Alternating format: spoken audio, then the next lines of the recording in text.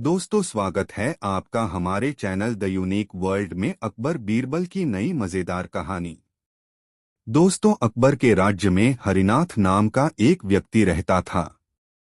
हरिनाथ एक प्रतिभाशाली चित्रकार था। वह चित्र बनाकर अपना जीवन व्यतीत करता था। क्योंकि वह चित्रकारी में बहुत अच्छा था, इसलिए वह पूरे राज्य में प्रसिद्ध था। दूर दराज के क्षेत्रों के अमीर लोग उससे अपना चित्र बनाने का आग्रह करते थे।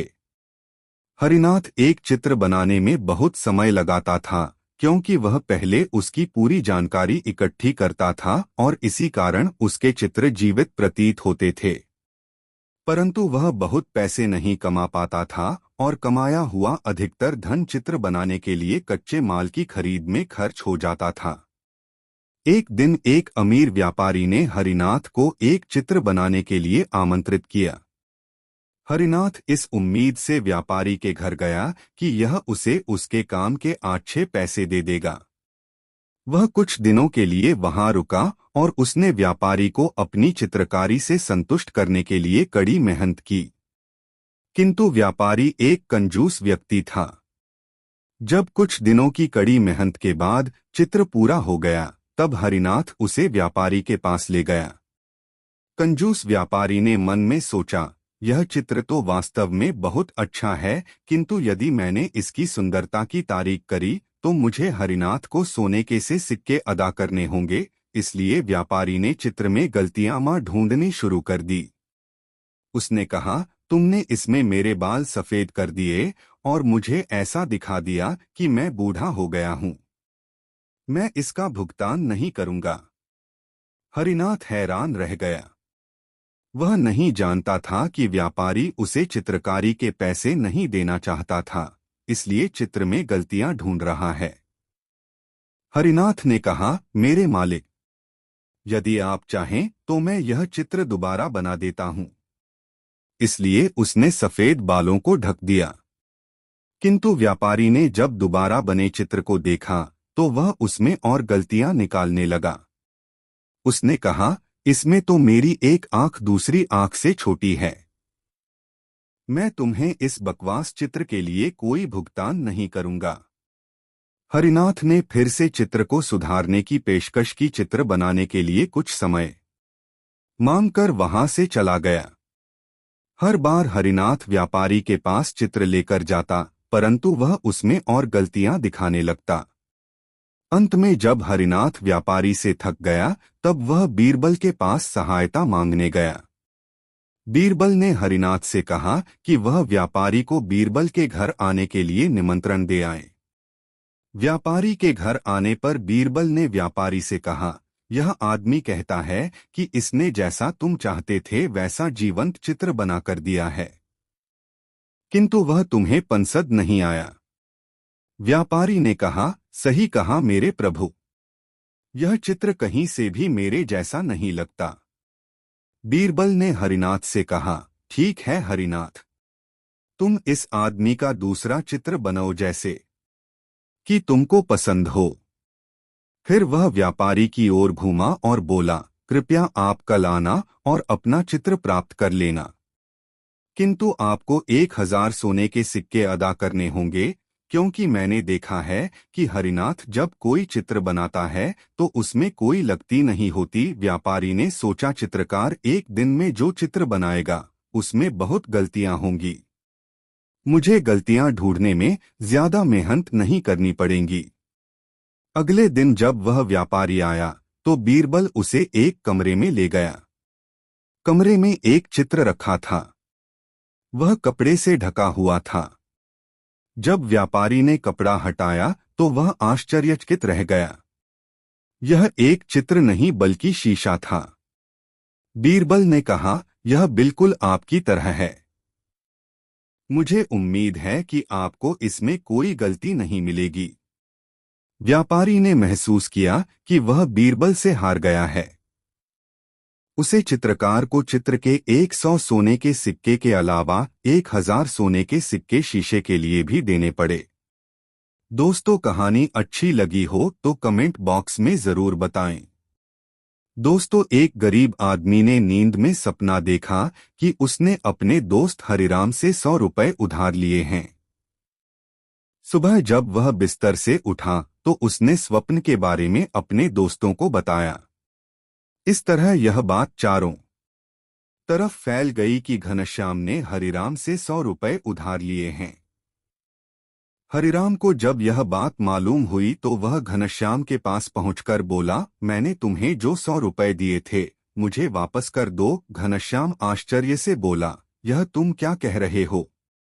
वह तो स्वप्न की बात थी। हरिराम बोला, देखो, इनकार न करो, गवाही सैकड़ों लोग दे सकते हैं। तुमने स्वयं सबसे यह बात कही है। रुपए लेना तुमने खुद स्वीकार किया है। दोस्त, वह तो सपने की बात थी। सपने की बात सच थोड़े ही होती है, घनश्याम ने कहा।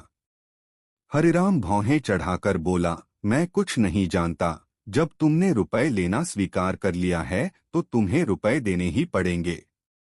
अगर तुम रुपए नहीं दोगे तो मैं यह मामला बादशाह अकबर के दरबार में ले जाऊंगा। घनश्याम इतना गरीब था कि उसके पास तो कभी 100 रुपए होते ही नहीं थे। वह 100 रुपए देता भी तो कैसे देता? वह बहुत ही परेशान हो गया और डर गया। आखिर मामला बादशाह अकबर के दरबार में पहुंचा। बादशाह ने यह मामला बीरबल को सौंपते हुए कहा, बीरबल, अपनी चतुराई से सही न्याय करो। बीरबल ने दोनों पक्षों की पूरी बातें सुनी, गवाहों की बातें सुनी, फिर 100 रुपए गिनकर एक थैली में रखे और हरिराम के सामने उस थैली को सरकाते हुए एक आईने के सामने इस तरह से रखी कि थैली का प्रतिबिंब आईने में साफ दिखने लगा। आईने की ओर इशारा करते हुए बीरबल ने ऊंचे स्वर में कहा, हरिराम, तुम आईने से अपने रुपए ले सकते हो। हरिराम आश्चर्य से बोला, हुजूर, आईने में दिखाई देने वाले रुपए को मैं कैसे ले सकता हूँ? बिल्कुल सही कहा, बीरबल बादशाह की ओर देखते हुए बोले, सपना भी तो एक प्रतिबिंब की तरह ही होता है। फिर सपने में उधार लिया गया रुपया कैसे वापस किया जा सकता है? हरिराम, तुमने झूठा आरोप लगाकर दरबार का समय बर्बाद किया है। अतः तुम पर 20 रुपए का जुर्माना किया जाता है ताकि तुम भविष्य में कभी ऐसी गलती न करो। बीरबल के इस न्याय से बादशाह बहुत प्रसन्न हुए। लालची हरिराम को लेने के देने पड़ गए। दोस्तों, कहानी कैसी लगी कमेंट में जरूर बताएं। दोस्तों, बादशाह अकबर को विद्वान और प्रतिभाशाली पुरुषों को अपने दरबार में रखने का बहुत शौक था। जब भी कोई प्रतिभाशाली व्यक्ति उसके राज्य में आता तो वह उसे अपने मंत्रियों में शामिल कर लेते थे। अकबर का दरबार गुणी व बुद्धिमान लोगों से भरा हुआ था। इनमें से 9 लोग अकबर के दरबार में नवरत्नों के रूप में जाने जाते थे। वे असाधारण प्रतिभाशाली और अपने अपने क्षेत्र में निपुण थे। उन्हीं दिनों महेशदास नाम का एक युवका अकबर के राज्य में एक छोटे से गवा में रहता था। उसने अपने पूरा जीवन इसी गवा में व्यतीत किया था। अब वह दुनिया की यात्रा करना चाहता था। उसने बादशाह के महल व बड़े नगरों के बारे में बहुत सारी कहानियां सुनी थीं। उसे यहाँ घूमना रोमांचक लग रहा था। उसने निश्चय किया कि वह बादशाह के दरबार में जाएगा और वहां नौकरी पाने की कोशिश करेगा। वह बहुत भीड़ वाले बाजारों व नगरों से होकर गुजरा और अंत में शहर पहुंच गया। महेशदास महल के दरवाजे के पास तक तो पहुंच गया, किंतु अंदर प्रवेश नहीं कर सका। द्वारपाल ने उसे पकड़ लिया। उसने पूछा, आप कहाँ जाने की सोच रहे हो? महेशदास ने उत्तर दिया, मैं बादशाह को देखने जा रहा हूँ। द्वारपाल ने जोर से हंसकर कहा, मुझे लगता है उन्होंने तुम्हें व्यक्तिगत रूप से अपने भोजन कक्ष में रात के खाने के लिए आमंत्रित किया है। महेशदास शांत रहा। द्वारपाल ने पुनः कहा, तुम्हारे लिए बादशाह को देखना संभव नहीं है, वह बहुत ही व्यस्त हैं। मुझे बादशाह का आदेश है कि किसी को भी अंदर नहीं जाने दिया जाए। महेशदास ने द्वारपाल से अंदर जाने के 5 लिए आग्रह किया। द्वारपाल ने कहा, मैंने तुम्हें कहा न कि मैं तुम्हें अंदर नहीं भेज सकता हूँ, महेशदास ने कहा। परंतु क्यों? द्वारपाल ने कहा, क्योंकि तुम गरीब हो। हर व्यक्ति बादशाह को देखने के लिए मुझे कुछ देता है, जैसे एक गाय, एक बकरी या कढ़ाई की हुई चप्पल। तुम मुझे क्या दे सकते हो? महेशदास ने कहा, मेरे पास अभी तो कुछ भी नहीं है, किंतु मैं वादा करता हूं कि जो कुछ भी मुझे बादशाह से उपहार के रूप में मिलेगा, उसमें से मैं तुम्हें आधा दे दूंगा। द्वारपाल जानता था कि बादशाह एक उदार व्यक्ति हैं। वह अक्सर उन्हें देखने के लिए आने वालों को महंगे उपहार दिया करते हैं। इसलिए द्वारपाल जल्दी से सहमत हो गया। महेशदास ने महल में प्रवेश किया। वह बहुत महंगे कढ़ाई किए हुए पढ़े व कालीन देखकर हैरान हो गया। पूरा महल लाल बलुआ पत्थरों से बनाया गया था और बेहद खूबसूरती से सजाया गया था। बादशाह अकबर दरबार के बीच में बैठा था। महेशदास ने अकबर के सामने झुककर अभिवादन किया। अकबर ने कहा, तुमने मुझे जो सम्मान दिखाया है उससे मैं बहुत खुश हूँ। बताओ, बदले में तुम्हें मुझसे क्या चाहिए? महेशदास ने कहा, जहांपना, यदि ऐसा है तो मुझे 100 कोड़े मेरी नंगी पीठ पर बरसाने का इनाम दें। सम्राट बहुत हैरान हो गया। उसने कहा, यह तो बहुत अजीब इनाम है। तुम क्यों मुझसे ऐसा इनाम मांग रहे हो? महेशदास ने कहा, महाराज, जब मैं आपसे मिलने के लिए आ रहा था तो द्वारपाल ने मुझसे कहा कि आपसे जो मुझे प्राप्त होगा उसका आधा मुझे उसे देना होगा। बादशाह अकबर हंस पड़े और बोले, यह एक गंभीर विषय है। इसका मतलब है कि द्वारपाल अपना काम करने के लिए रिश्वत लेता है। इसकी सजा उसे मिलनी चाहिए। दोस्तों, वीडियो को एक लाइक जरूर करें। द्वारपाल को पकड़कर लाया गया और उसे रिश्वत लेने के अपराध में 100 कोड़े मारने की सजा दी गई। फिर अकबर ने महेशदास से कहा, तुम बहुत ही चतुर व्यक्ति हो। क्यों नहीं तुम मेरे दरबार में मंत्री के रूप में शोभा ढाओ? महेशदास इस अवसर को पाकर बहुत खुश था। उस दिन से बीरबल व उसकी बुद्धि की कहानियां दूर दूर तक व्यापक रूप से फैलनी शुरू हो गईं। दोस्तों, कहानी कैसी लगी कमेंट में जरूर बताएं। दोस्तों, फारस का राजा और बादशाह अकबर बहुत अच्छे दोस्त थे। वे दोनों एक दूसरे को पहेलियां व चुटकुले भेजा करते थे। उन्हें एक दूसरे से उपहार प्राप्त करने में आनंद प्राप्त होता था, जिससे उन्हें अपनी दोस्ती को बनाए रखने में मदद मिलती थी।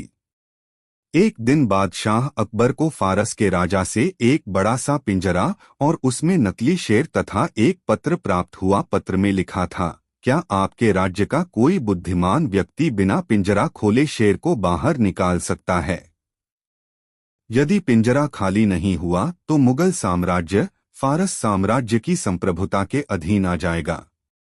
अकबर ने उत्सुकता भरी नजरों से एक के बाद एक सारे दरबारियों की ओर देखा और कहा, मैं जानता हूं कि आप सभी अपने क्षेत्र में बुद्धिमान और विशेषज्ञ हैं। क्या कोई बिना पिंजरा खोले शेर को बाहर ला सकता है? उसने फिर अपने दरबारियों की ओर उम्मीद भरी नजरों से देखा। प्रत्येक दरबारी अपने अपने आसन पर जमा हुआ बैठा था।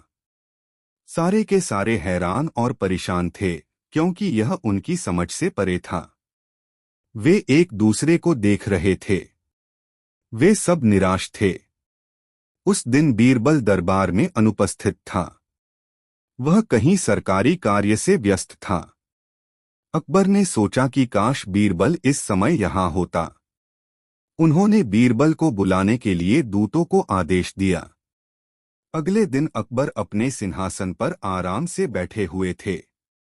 बाकी आसनों पर अधिकृत दरबारी बैठे हुए थे। एक आसन बीरबल के न आने से खाली था। तभी बीरबल ने दरबार में प्रवेश किया। उसने झुककर बादशाह का अभिवादन किया और कहा, जहांपनाह, मैं आपकी सेवा में उपस्थित हूँ। मेरे लिए क्या आदेश है? अकबर ने संक्षेप में उसे पूरी बात बताई और फारस के राजा द्वारा भेजा गया पत्र उसके हाथ में रखा दिया। बीरबल ने पत्र पढ़ा और पिंजरे की ओर नजर डाली। बीरबल ने नौकर को बुलाया और एक लोहे की गर्म छड़ लाने को कहा। नौकर ने तुरंत ही आदेश का पालन किया। बीरबल ने लोहे की गर्म छड़ से शेर को छुआ। शेर उस जगह से थोड़ा सा पिघल गया। वह तब तक उसे छूता रहा जब तक पूरा शेर पिघल नहीं गया। फारस का दूत बीरबल की प्रतिभा से बहुत प्रभावित हुआ। अकबर ने बीरबल से पूछा, तुमने कैसे जान लिया कि यह शेर लाख का बना हुआ है?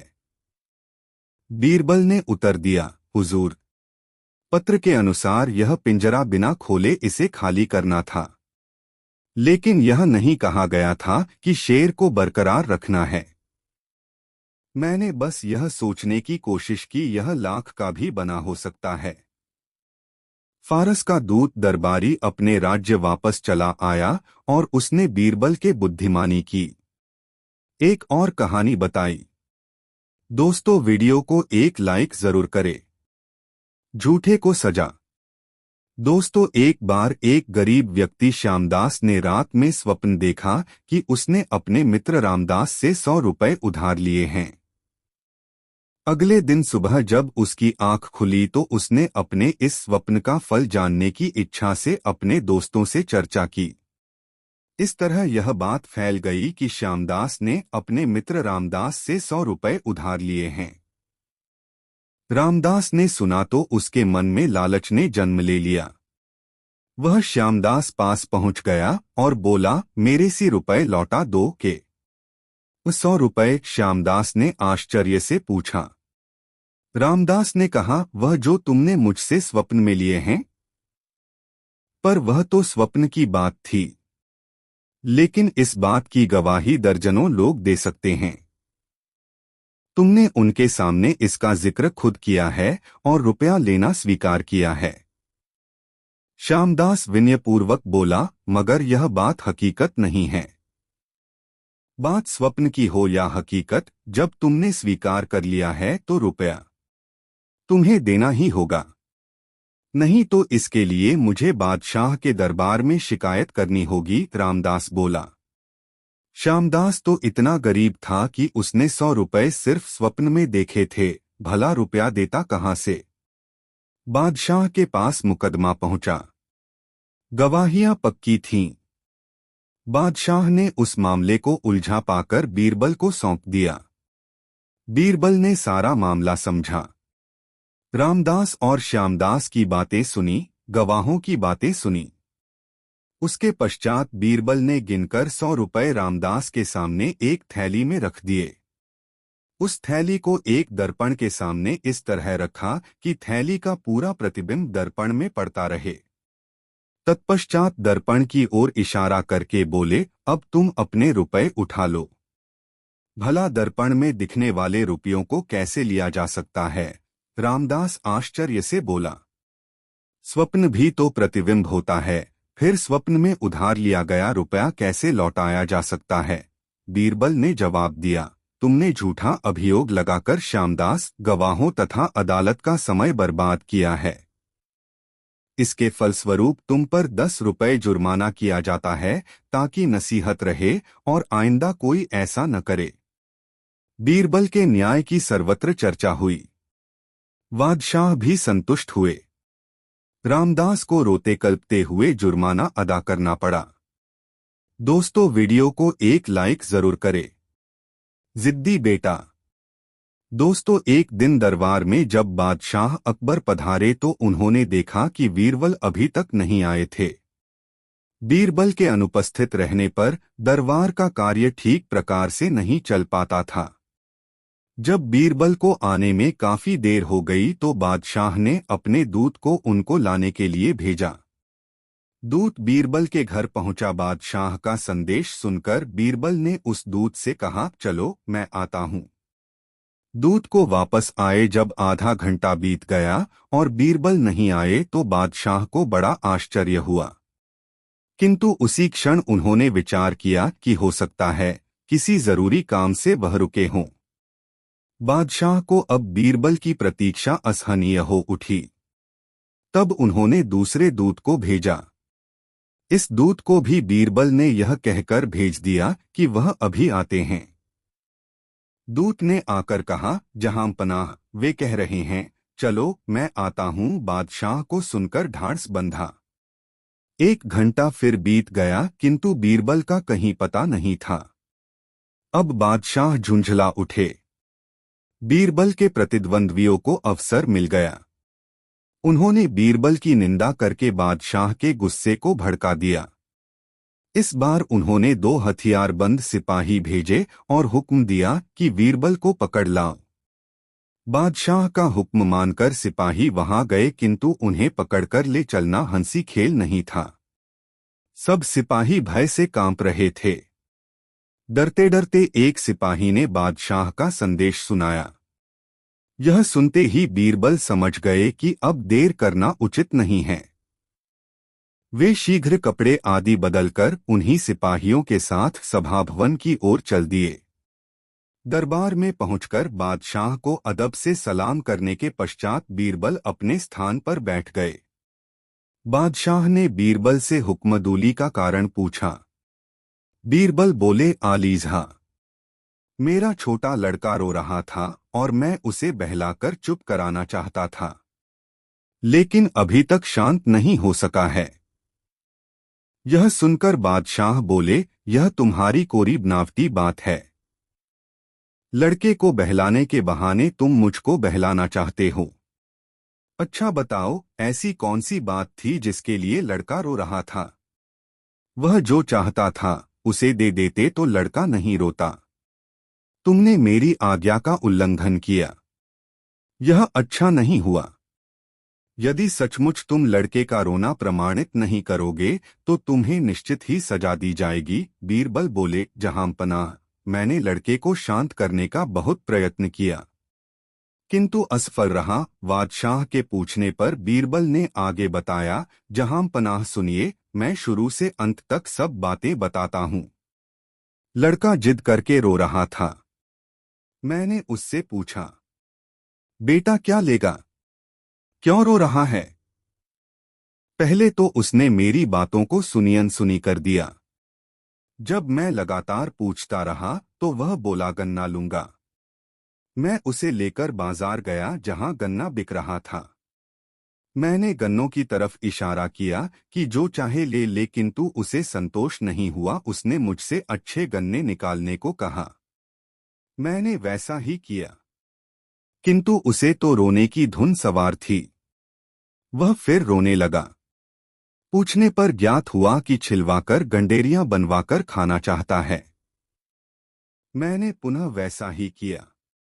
गंडेरियां चूसते चूसते जब उसका पेट भर गया तो उसने चूसने से इनकार कर दिया। कुछ देर चुपचाप रहने के बाद उसने फिर रोना पीटना शुरू कर दिया। तब पूछने पर पता चला कि वह चूसी हुई गंडेरियों के छिलके को जोड़कर पहले जैसा ही गन्ना पाना चाहता है। मैंने बहुत समझाया बुझाया पर सब बेकार था। लाचार होकर मैंने मजबूरी प्रकट की। तब वह बोला कि जब तक इन्हें समूचा गन्ना नहीं बना दोगे तब तक मैं रोना नहीं छोड़ूंगा। अब भला आप ही बताइए कि मैं उसे कैसे बहला पाता। यह घटना सुनकर बादशाह बड़े आश्चर्यचकित हुए। वे बोले, सच है, बच्चे को खुश करना बड़ा ही कठिन काम है। बादशाह का गुस्सा शांत हो गया और वे बीरबल के सत्य से बहुत खुश हुए। दोस्तों, कहानी कैसी लगी कमेंट में जरूर बताएं। दोस्तों, एक दिन बादशाह अकबर अपनी बेगम के साथ बाग में झूला झूल रहे थे। बादशाह जूते पहने हुए थे किंतु बेगम नंगे पांव थीं। बेगम ने जब अपने पैरा को देखा तो उन्हें बहुत अच्छा प्रतीत हुआ। उनके मुकाबले में बादशाह के पर उतने खूबसूरत नहीं थे। बेगम ने बादशाह से कहा, मेरे पांव आपके पांव से ज्यादा सुंदर हैं। बादशाह ने इस बात को मानने से इनकार किया और कहा, मैं इस बात को नहीं मानता। धीरे धीरे बेगम और बादशाह के बीच वाद विवाद इतना बढ़ गया कि उनकी आवाज सुनकर जनान खाने की नौकरानियां तक वहां आ गई। बेगम ने अपने और बादशाह के पैरों की ओर संकेत करके पूछा, बोलो, हम दोनों में से किसके पैर अधिक सुंदर हैं? इस सवाल को सुनकर नौकरानियां हैरत में पड़ गईं। किसी एक के पैर को सुंदर बताने से दूसरा नाराज हो जाता। इस दुविधा में उनसे कुछ कहते न बना।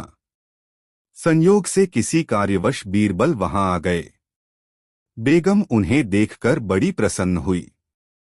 उन्होंने अपने तथा बादशाह के पैरों में अधिक सुंदर पैर बताने को बीरबल फौरन ही बोले, बेगम साहिबा, आपके पैर विशेष सुंदर हैं, इसमें किसी भी प्रकार के संदेह की बात नहीं है। लेकिन जहांपनाह के पैर भी सुंदर कहे जा सकते हैं, क्योंकि यदि इनके ही पैर न होते तो आपके पैर कैसे आ सकते थे? बादशाह मन ही मन बीरबल की चालाकी समझ गए कि उन्होंने बेगम को खुश करने के लिए ही ऐसी घुमा फिराकर बात कही है। बेगम तो अपने पैरों को सुंदर सुनना चाहती थीं, लेकिन बीरबल ने बात को गोल कर दिया। वह भी प्रसन्न हो गई। सबको चुप देखकर बादशाह ने शांति भंग करते हुए एक नौकर को बुलाकर कहा, उचित निपटारा करने की खुशी में 100 जोड़े पुरस्कार स्वरूप लाकर दो। बादशाह ने नौकर से प्रकट में तो यह बात कही, पर आंख के इशारे से वहीं खड़े रहने को कहा। नौकर ने बादशाह की आज्ञा को स्वीकार करते हुए कहा, बहुत अच्छा जहांपनाह, लेकिन वह अपनी जगह पर ज्यों का त्यों खड़ा रहा। बीरबल को अवसर मिला, वह तुरंत ही बोले, जहांपनाह, नौकर ने आपके मुंह पर जोड़े देना स्वीकार कर लिया, किंतु उसके लक्षणों से प्रकट होता है कि उसकी देने की नीयत नहीं है।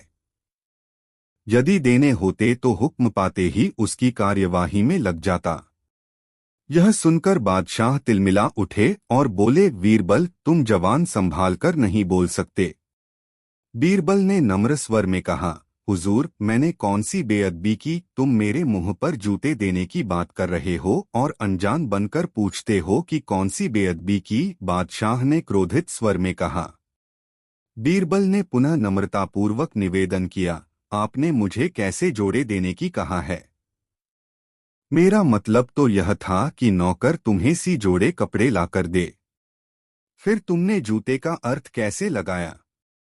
बीरबल बोले, जहांपनाह, जूते वगैरह का अर्थ तो आपने ही लगाया। आपने मेरे लिए जोड़े देने को नौकर से कहा और मैंने नौकर को देने के लिए स्वीकार करना आपको बताया। आपके मुंह पर का मतलब यह था कि आपके सम्मुख, न कि मुंह पर। बादशाह ने अपनी बात बदल दी। उन्हीं के साथ बीरबल ने भी वैसा ही किया। आठ बादशाह ने चुप रहना ही उचित समझा। दोस्तों, वीडियो को एक लाइक जरूर करें। दोस्तों, एक दिन दरबार में जब बादशाह अकबर पधारे तो उन्होंने देखा कि बीरबल अभी तक नहीं आए थे।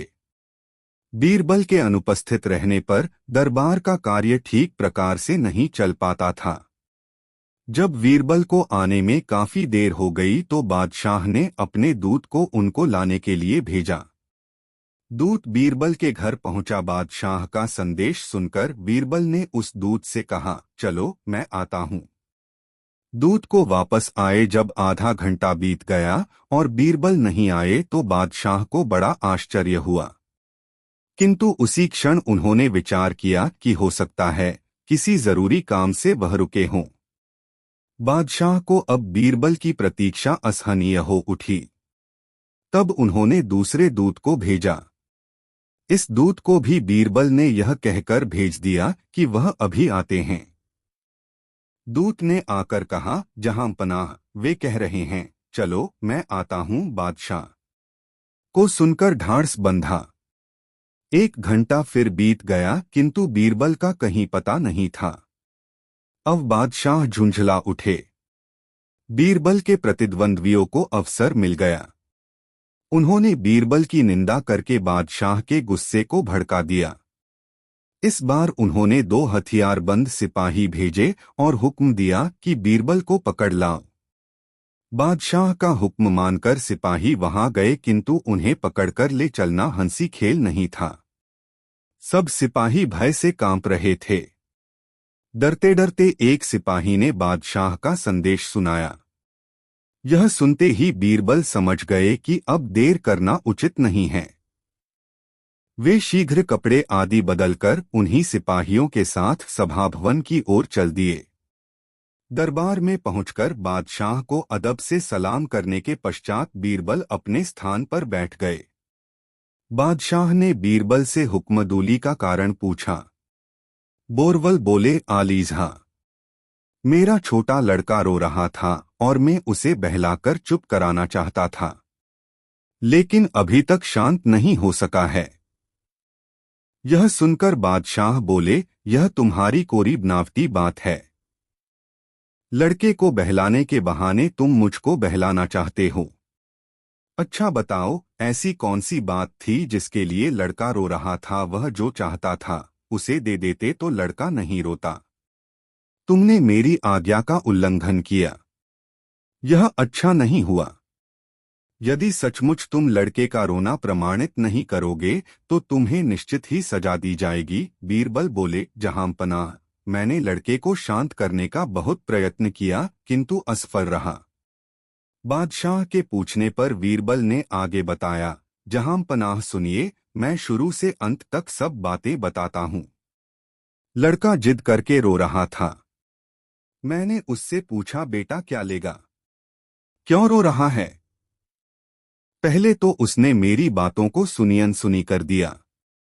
जब मैं लगातार पूछता रहा तो वह बोला, गन्ना लूंगा। मैं उसे लेकर बाजार गया जहां गन्ना बिक रहा था। मैंने गन्नों की तरफ इशारा किया कि जो चाहे ले ले, किंतु उसे संतोष नहीं हुआ। उसने मुझसे अच्छे गन्ने निकालने को कहा। मैंने वैसा ही किया, किंतु उसे तो रोने की धुन सवार थी। वह फिर रोने लगा। पूछने पर ज्ञात हुआ कि छिलवाकर गंडेरियां बनवाकर खाना चाहता है। मैंने पुनः वैसा ही किया। गंडेरियां चूसते चूसते जब उसका पेट भर गया तो उसने चूसने से इनकार कर दिया। कुछ देर चुपचाप रहने के बाद उसने फिर रोना पीटना शुरू कर दिया। तब पूछने पर पता चला कि वह चूसी हुई गंडेरियों के छिलके को जोड़कर पहले जैसा ही गन्ना पाना चाहता है। मैंने बहुत समझाया बुझाया, पर सब बेकार था। लाचार होकर मैंने मजबूरी प्रकट की। तब वह बोला कि जब तक इन्हें समूचा गन्ना नहीं बना दोगे तब तक मैं रोना नहीं छोड़ूंगा। अब भला आप ही बताइए कि मैं उसे कैसे बहला पाता। यह घटना सुनकर बादशाह बड़े आश्चर्यचकित हुए। वे बोले, सच है, बच्चे को खुश करना बड़ा ही कठिन काम है। बादशाह का गुस्सा शांत हो गया और वे बीरबल के सत्य से बहुत खुश हुए। दोस्तों, यह कहानी अपने मित्रों को जरूर शेयर करें। भगवान और भक्त। दोस्तों, अकबर एक मुस्लिम शासक थे, परंतु वह समान रूप से सभी धर्मों का सम्मान करते थे और भगवान के बारे में अधिक जानने के लिए उत्सुक रहते थे।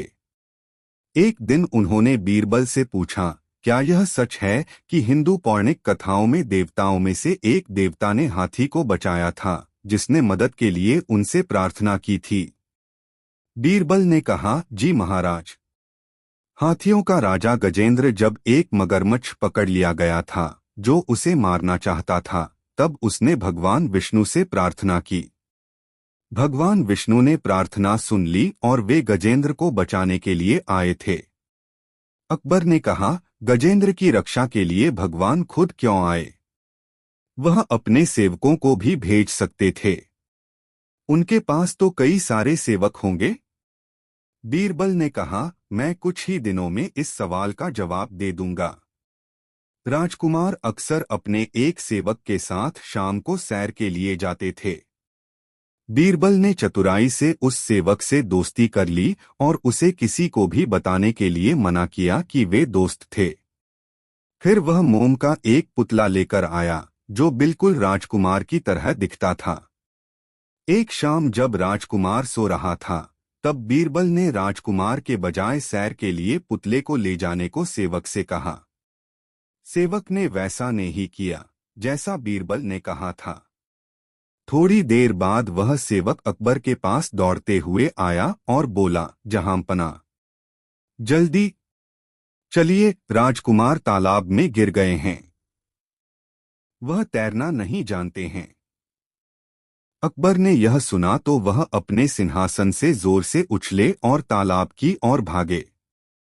जब वह तालाब पर पहुंचे तो राजकुमार को बचाने के लिए उसमें कूद गए। अकबर को बहुत राहत मिली जब उन्हें तालाब में राजकुमार के बचाए राजकुमार की तरह दिखने वाला मोम का एक पुतला मिला। बीरबल बादशाह का पानी से बाहर आने के लिए इंतजार कर रहे थे। अकबर ने नाराज होकर बीरबल से पूछा, यह किस तरह का मजाक है? बीरबल ने कहा, जहांपना, आप खुद क्यों इस तालाब में कूदे? आप राजकुमार को बचाने के लिए सेवक को भी भेज सकते थे। आपके पास तो बहुत सारे सेवक हैं, क्या ऐसा नहीं है? अकबर को वह सवाल याद आ गया जो उसने बीरबल से भगवान के लिए पूछा था। बीरबल ने आगे कहा, जिस तरह आप अपने पुत्र से प्रेम करते हैं उसी तरह भगवान भी अपने भक्तों को प्रेम करते हैं। इस प्रेम के कारण ही वह खुद उनकी रक्षा करने आ जाते हैं। आपने उस दिन पूछा था कि गजेंद्र को मगरमच्छ से बचाने के लिए भगवान विष्णु खुद क्यों आए थे। अब आपके पास जवाब है। अकबर ने कहा, इससे बेहतर मुझे कोई और नहीं समझा सकता था। अब मैं समझ गया। दोस्तों, वीडियो को एक लाइक जरूर करें। दोस्तों, एक समय मशहूर फतेहपुर सीकरी शहर में एक अमीर तेल का व्यापारी रहता था। उसने अपनी पत्नी को खुश करने के लिए हीरों का एक हार उपहार में दिया। यह हार बहुत ही कीमती था और उस औरत को बहुत पसंद था। वह अक्सर खास कार्यक्रमों में जब उसके दोस्त उससे मिलने आते थे तब इस हार को पहनती थी।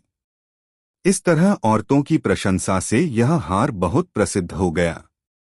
किंतु एक दिन जब वह औरत सुबह सोकर उठी तो उसे वह हार कहीं नहीं मिला। उसने हार को बहुत ढूंढा पर हार कहीं दिखाई नहीं दिया। इस प्रकार उसने यह निष्कर्ष निकाला कि हार चोरी हो गया है। व्यापारी ने सैनिकों को हार को चोरी करने वाले को ढूंढने भेजा। सैनिकों ने चोर की खोज शुरू की, किंतु जिसने भी हार चोरी किया था वह बहुत ज्यादा चालाक था। उसने सैनिकों के लिए कोई सुराग नहीं छोड़ी था। इससे व्यापारी की पत्नी दुख के कारण बीमार पड़ गई। व्यापारी को अपनी पत्नी के स्वास्थ्य की चिंता होने लगी। जब कोई विकल्प नहीं मिला तो उसने बीरबल को यह मामला सुलझाने के लिए बुलाया। बीरबल व्यापारी का बहुत अच्छा दोस्त था। एक दिन बीरबल उसके यहाँ रात के खाने पर गया। बीरबल व्यापारी से बोला, वह हार हमेशा तुम्हारी पन्नी की अलमारी में रहता था। यदि यह चोरी हुआ है तो यह आपके नौकरों में से किसी ने किया है। अपने सभी नौकरों को बुलाओ, मुझे उनसे बात करनी है। नौकरों को भोजन कक्ष में बुलाया गया। बीरबल ने नौकरों से कहा, मेरे पास कुछ जादू की छड़ियां हैं। मैं आप में से प्रत्येक को एक एक छड़ी दूंगा। कल आप ये छड़ियां मुझे वापस कर देना। नौकरों में से एक नौकर ने कहा, परंतु आप इन छड़ियों की सहायता से चोर का पता कैसे लगाएंगे? बीरबल ने कहा, यहाँ कोई मामूली छड़ियां नहीं हैं। चोर की छड़ी रात भर में 2 इंच बढ़ जाएगी। इसलिए मैं कल जब तुम्हारी इन छड़ियों को नापूंगा तो मुझे पता चल जाएगा कि चोर कौन है। यह सुनकर व्यापारी हैरान हो गया, किंतु उसने कुछ नहीं कहा। अगले दिन नौकरों ने बीरबल को छड़ियां वापस कर दी। बीरबल ने एक एक करके छड़ियों को नापा और व्यापारी से कहा, तुम्हारा रसोइया चोर है। हर कोई हैरान था। व्यापारी ने कहा, तुम ऐसा कैसे कहा सकते हो? बीरबल ने उत्तर दिया, मैंने इसको जो छड़ दी थी वह 2 इंच छोटी है। इसने सोचा क्योंकि यह चोर है इसलिए इसकी छोड़ी 2 इंच बढ़ जाएगी, इसलिए इसने इसे 2 इंच काट दिया ताकि पकड़ा न जाए। व्यापारी हंसा। रसोइये ने हार वापस कर दिया और अपनी नौकरी खो दी। हर किसी ने बीरबल की बुद्धिमानी की तारीफ की। दोस्तों, एक बार आगर शहर में एक कसाई रहता था। वह एक ईमानदार व्यक्ति था जो न तो मिलावटी मांस बेचता था और न ही मांस का अधिक दाम लेता था। बेहतरीन मांस बेचने के कारण उसके शहर में बहुत सारे ग्राहक थे। शहर में हर किसी को उसकी दुकान के बारे में पता था और वे अपने परिवार व दोस्तों को भी उसकी दुकान की सिफारिश करते थे। त्योहारों के समय में उसकी दुकान में लोगों की भीड़ लगी रहती थी और वह कसाई पूरे दिन उनकी सेवा में व्यस्त रहता था। ऐसे ही एक दिन एक अनाज का व्यापारी कसाई की दुकान में आया। कसाई उस समय पैसे गिन रहा था। व्यापारी ने उसे 1 किलो मांस देने को कहा। कसाई ने अपना पैसों वाला थैला काउंटर पर रखा और मांस लेने के लिए भंडार घर में चला गया। परंतु जब वह वापस आया तो यह देखकर हैरान रह गया कि पैसों वाला थैला अब वहां नहीं था। कसाई ने बहुत गुस्से में कहा, श्रीमान माफ करना, मुझे लगता है आपने मेरा थैला चुराया है। मैं उसे मांस लेने जाने से पहले मेज पर छोड़कर गया था। व्यापारी बोला, तुम्हारी हिम्मत कैसे हुई मुझे चोर कहने की? यह मेरे पैसों का थैला है, मैं दुकान से अपने साथ लाया था। कसाई ने कहा, मैं तुम पर कैसे विश्वास कर लूं कि तुमने मेज से मेरा थैला नहीं लिया है? व्यापारी ने उत्तर दिया, मैं तुम पर कैसे विश्वास कर लूं कि तुम मेज पर थैला छोड़कर गए थे? ये सब तुम इसलिए बता रहे हो ताकि मैं मजबूर होकर आऊं थैला तुम्हें दे दूंगा। कसाई और व्यापारी की लड़ाई बाहर तक आ गई। बहुत से लोग उनके चारों ओर इकट्ठे हो गए। आखिरकार किसी ने उन्हें बीरबल के पास जाने का सुझाव यह कहकर दिया कि उसके पास इस समस्या का हल मिल जाएगा। इसलिए व्यापारी और कसाई बीरबल के पास गए। बीरबल ने ध्यान से पैसे को जांचा परखा। फिर उसने व्यापारी से कहा, क्या तुम खून का व्यापार करते हो? व्यापारी हैरान था। उसने कहा, नहीं श्रीमान, मैं तो अनाज का व्यापार करता हूँ। मैं बहुत ज्यादा खून देखकर डर जाता हूँ और मुझे चक्कर आने लगते हैं। मैं इससे जितना ज्यादा हो सके दूर रहने की कोशिश करता हूँ। बीरबल मुस्कराया और उसने थैला कसाई के हाथों में रख दिया। बीरबल ने कहा, थैले पर खून के धब्बे हैं। कुछ सिक्कों पर भी खून के धब्बे लगे हुए हैं। अगर आपको खून से इतना ही डर लगता है तो यह बैंक आपका नहीं हो सकता है। व्यापारी को चोरी के लिए दंड दिया गया। कसाई ने बीरबल को धन्यवाद किया और खुशी खुशी अपनी दुकान की चल दिया। दोस्तों, कहानी कैसी लगी कमेंट में ज़रूर बताएं। ऐसी और नई मज़ेदार कहानी सुनने के लिए हमारे चैनल द यूनिक वर्ल्ड को सब्सक्राइब ज़रूर करें। वीडियो अपने मित्रों को ज़रूर शेयर करें। वीडियो देखने के लिए बहुत बहुत धन्यवाद।